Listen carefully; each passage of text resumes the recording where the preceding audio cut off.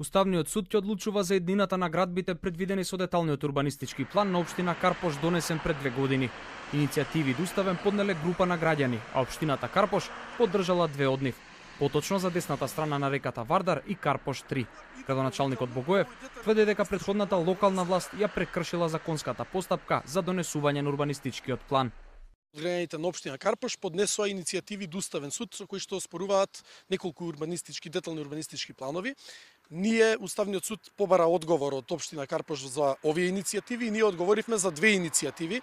За деталниот урбанистички план Z04, односно десната страна од булевар Илинденски, од другата страна реката Вардар, и вториот е Z05, односно популарно Карпош 3 населбата.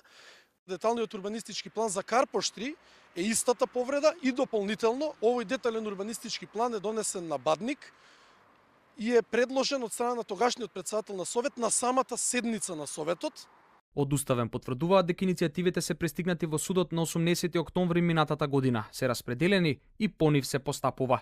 Деталните урбанистички планови беа донесени од претходниот градоначалник Стефчо Јакимовски за време на божитните празници пред 2 години.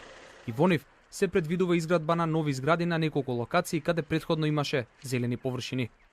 Жителите на Карпош неколку пати досега протестираа против најавените градби, при тоа барајќи заштита на зеленилото во општината.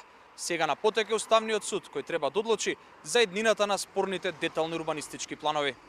Одлука за стопирање на деталните урбанистички планови пред една недела донеси Советот на општина Центар.